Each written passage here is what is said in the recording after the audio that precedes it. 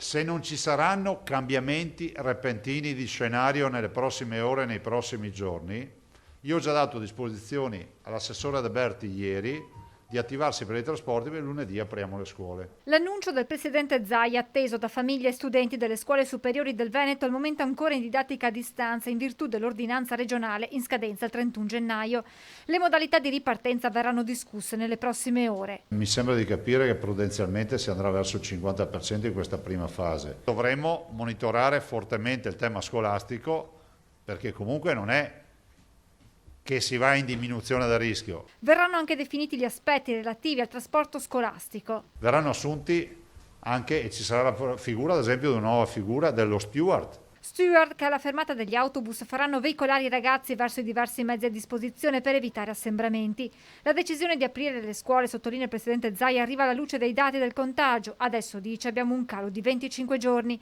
E a proposito di numeri, quasi dimezzato quello dei veneti attualmente positivi, 44.519. Considerate una settimana fa eravamo 90.000. Ciò vuol dire che si negativizzano e non c'è più ingresso di nuovi positivi. Segnali positivi anche dagli ospedali, con 900 posti letto in meno rispetto al picco registrato in questa seconda ondata. Scende anche l'R-Conti, che la settimana scorsa in Veneto era di 0,81, il secondo migliore in Italia.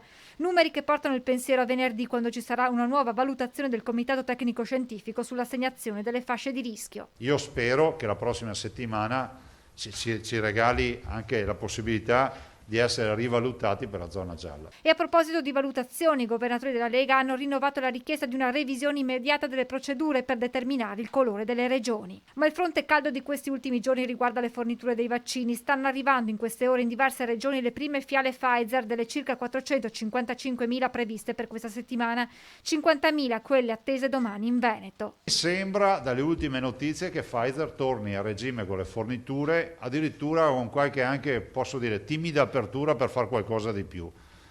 E io penso che le carte bollate non ci servono, noi preferiamo i vaccini.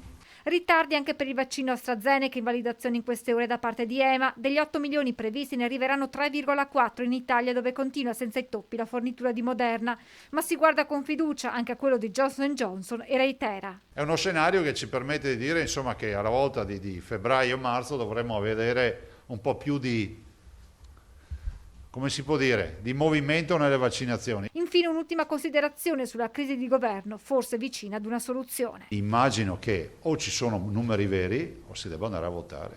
Punto. Non ci vedo altre soluzioni.